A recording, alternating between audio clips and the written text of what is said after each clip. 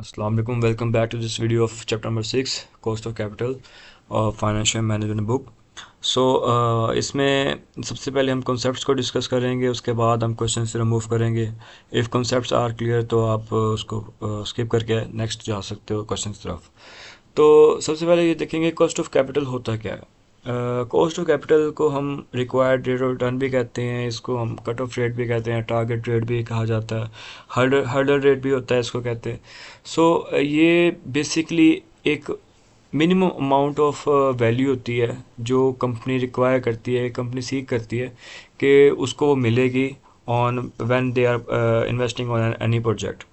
ठीक है, जैसे कि आप कोई एक कैपिटल एक्वायर करना चाहते हो या फिर आपने कैपिटल एक्वायर किया है, तो जिस तरीके से एक्वायर किया है फ्रॉम डेट फाइनेंसिंग, ठीक है, उसके ऊपर आपने लॉन्ग टर्म लोन लिया आपने, तो एटलीस्ट आपका उस कैपिटल में से वो रेवेन्यू जनरेट हो या फिर वो रिटर्न आपको मिले जिससे आप अपनी डेट को क्लियर कर सको। ठीक है, इसको हम कॉस्ट नहीं कहते, ये कॉस्ट ऑफ एक्वायरिंग कैपिटल इसको आप कह सकते हो कि ये वो कॉस्ट है जो आपने कैपिटल को एक्वायर करने के लिए बेयर की है, और इतनी ही कॉस्ट आपको, जितनी कॉस्ट आपके ऊपर लगी है वही आपको मिनिमम रिटर्न चाहिए उस कैपिटल में से। ठीक है, तो इसको हम ये भी कहते हैं कि cost of capital is the rate of return the firm required from investment in order to increase the value of firm. ठीक है, इसके बाद अगर देखा जाए, उसके बाद देखा जाए तो इसमें कुछ अजम्पशंस दिए हुए हैं। ठीक है, अजम्पशंस ये हैं सबसे पहले कि ये कॉस्ट नहीं है। ठीक है, इसको कॉस्ट नहीं कहा जाता, ये एक रिक्वायर्ड रेट ऑफ रिटर्न है।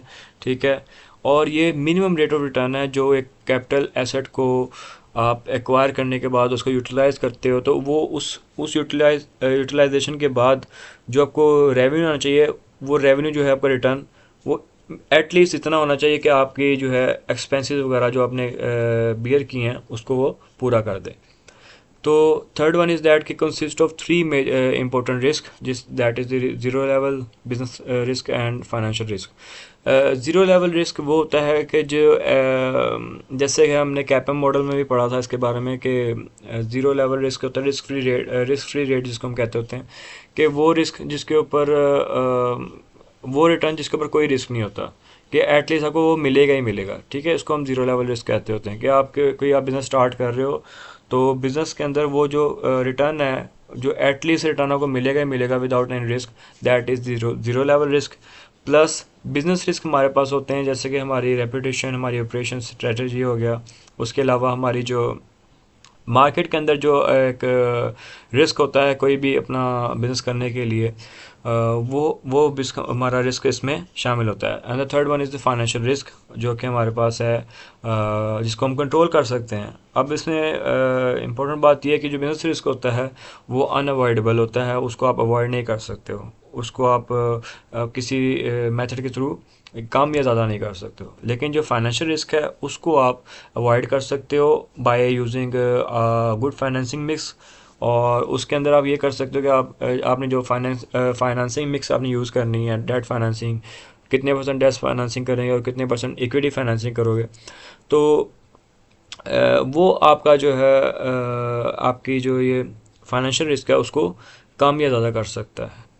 ठीक है, तो इसके कुछ importance of cost of capital है ये कि आप कैपिटल बजटिंग के डिसीजंस के अंदर इसकी हेल्प ले सकते हो कॉस्ट ऑफ कैपिटल के अंदर, कि कॉस्ट ऑफ कैपिटल में आपने क्या फाइंड करना होता है कि आपने अपनी कॉस्ट ऑफ एक्वायरिंग कैपिटल को किस तरह आप मिनिमाइज़ कर सकते हो, ये आपने चीज़ बेसिकली देखनी होती है। तो कैपिटल बजटिंग के अंदर आपको जब आपने रेवेन्यू, अपने फ्यूचर के रेवेन्यूज़ और एक्सपेंसेस वगैरह आपने जब बनाने हैं, तो आपको इसमें फ़ायदा ये होगा कि आपको ये पता चल जाएगा कितने आपको रेवेन्यू एटलीस्ट मिलेगा और कितना आप कॉस्ट बियर करेंगे, तो आपको उसके बाद आपका रेवेन्यू आना शुरू हो जाएगा, जैसे कि हम ब्रेक इवन पॉइंट जिसको हम कहते हैं।